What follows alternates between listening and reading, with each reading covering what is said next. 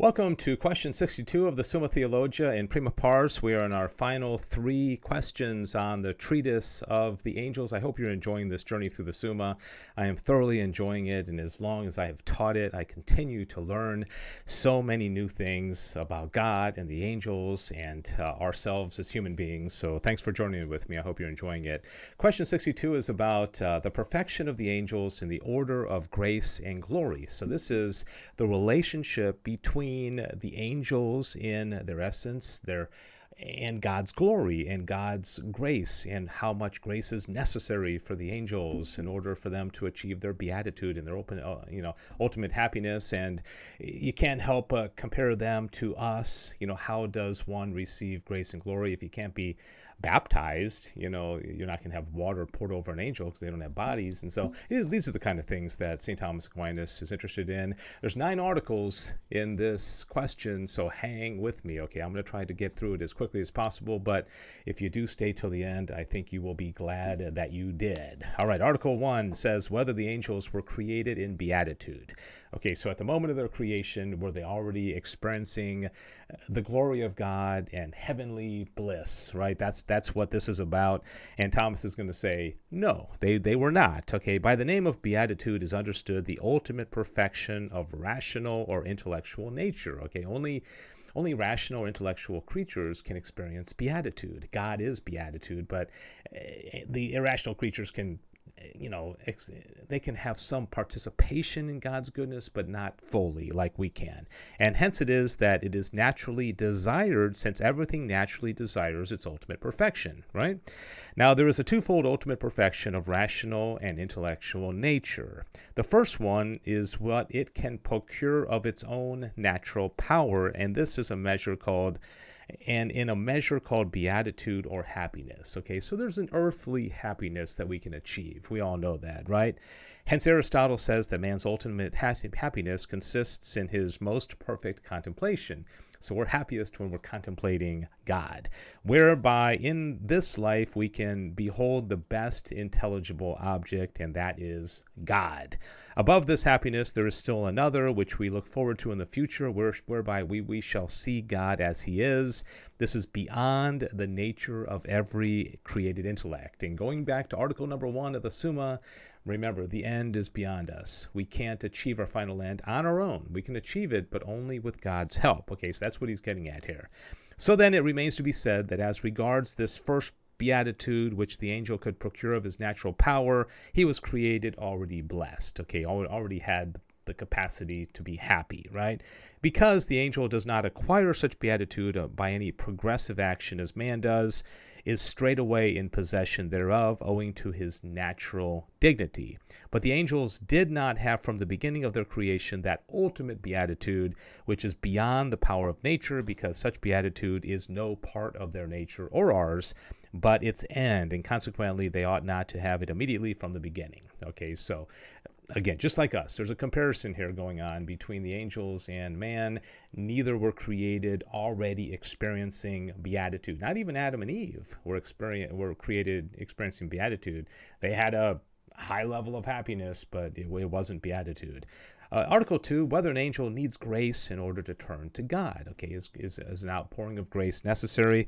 The angel stood in need of grace in order to turn to God as the object of beatitude. The natural movement of the will is the principle of all things that we will, but the will's natural inclination is directed towards what is keeping with its nature. Therefore, if there is anything above that nature, the will cannot be inclined towards it unless it is helped by some other supernatural help. Okay, so yes, and then he says, to see God in his essence, wherein the ultimate beatitude of the rational creature consists, is beyond the nature of every created intellect. Article 3, whether the angels were created in grace. Okay, so this is interesting because it'll speak for itself, but it seems like they're there's a seed-like grace that's implanted in the angels, but I think they still have to respond to it, right? But although there are conflicting opinions on this point, some holding that the angels were created only in a natural state, while others maintain that they were created in grace,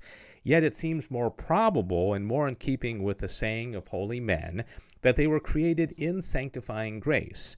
For we see that all things which in the process of time being created by the divine providence were produced by the operation of God were created in the first fashioning of things according to seed-like forms. Okay, so seeds that have the potential to grow into trees or flowers, right? Such as trees, animals, and the rest. Now it is evident that sanctifying grace bears the same relation to beatitude as the seed-like form in nature does to the natural effect. Grace is called the seed of God. As then, in Augustine's opinion, it is contended that the seed-like forms of all natural effects were implanted in the creature when corporeally created, so straightway from the beginning the angels were created in grace. So I guess there's this potentiality for the response of grace. We receive sanctifying grace at baptism, and the Blessed Mother received it at the moment of her conception. So interesting. So again, comparison, this really has a lot to do with leading up to the treatise on human nature, which we're going to get to here. All right, the whole question of merit is so controversial within Protestant and Catholic circles, and can we merit anything from God? And of course, Martin Luther and some of the Protestants would say, no, we can't do that. Thomas is going to disagree. He's going to say that, Jesus merited, man is able to merit only through cooperation with God's grace, and same thing with the angels, whether the angel merits his beatitude. Perfect beatitude is natural only to God because existence and beatitude are one and the same thing in him. Beatitude, however, is not of the nature of the creature, but its end. Okay, we aren't born with beatitude. Now, everything attains its last end by its operation. Such operation leading to the end is either productive of the end when such end is not beyond the power of the agent working for the end, as the healing art is productive of health, or else it is deserving of the end when such an end is beyond the capacity of the agent striving to attain it, wherefore it is looked for from another's bestowing. Okay, so again, this whole thing is participation, cooperation. God makes the first move. God provides the sanctifying grace, as we saw in the last article. Man, an angel, responds and therefore merits. It merits, and there's going to be a whole section on grace and merit, right? Ultimate beatitude exceeds both the angelic and the human nature. It remains then that both man and angel merited their beatitude. All right.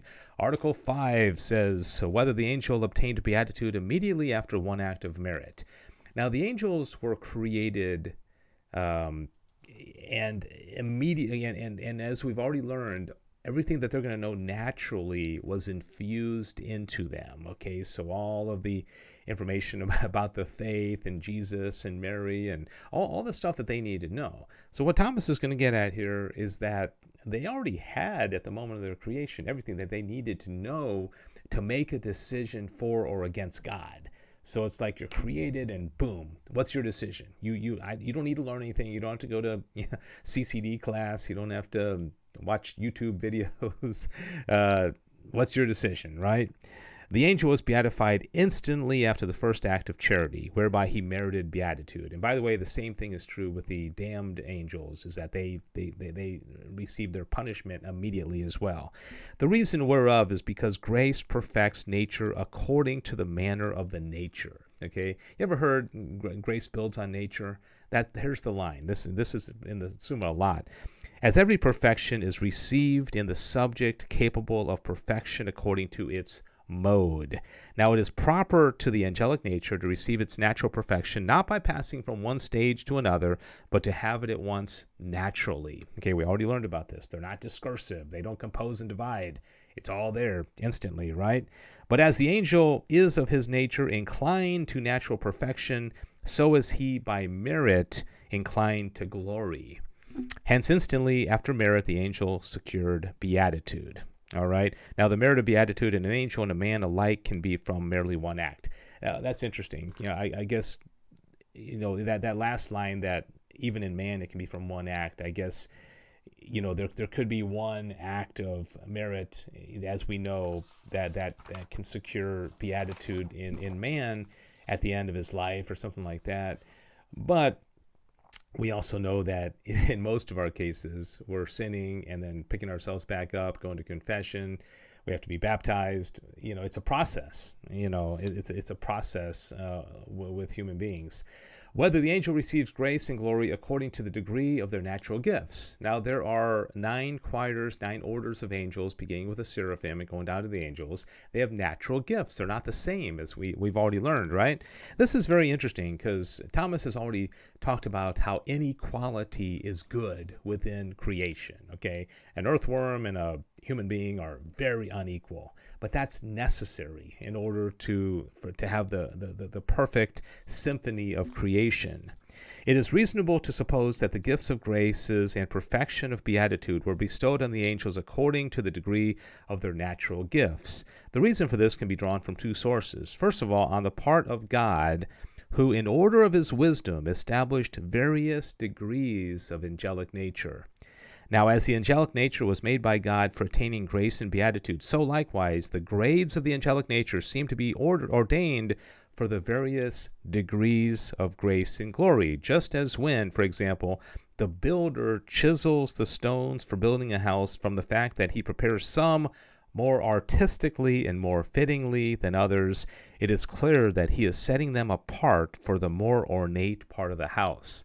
Okay, there's always so much emphasis in our culture about equality. Everything has to be equal, and it's not the way. We know that. It's clear that there is not equality. There may be a equality of dignity among human beings for sure, but we don't have the same intelligence or height or health or longevity. There's a lot of inequality, right? Secondly, the same is evident on the part of the angel. The angel is not a compound of different natures. Interesting. So that the inclination of the one thwarts or retards the tendency of the other, as happens in men in whom the movement of his intellective part is either retarded or thwarted by the inclination of his sensitive part. All right, so we have a battle going on within us because our reason is saying one thing and our body is saying another. Okay, our body is saying I want to eat 7 pieces of pizza, and our reason saying no, eat 2. There's a battle. But when there is nothing to retard or thwart it, nature is moved with its whole energy. So it is reasonable to suppose that the angels who had a higher nature were turned to God more mightily and efficaciously. The same thing happens in man, since greater grace and glory are bestowed according to the greater earnestness of their turning to God. The greater earnestness. You want to see, like, how do I procure more grace from God? Okay, earnestness. Very interesting.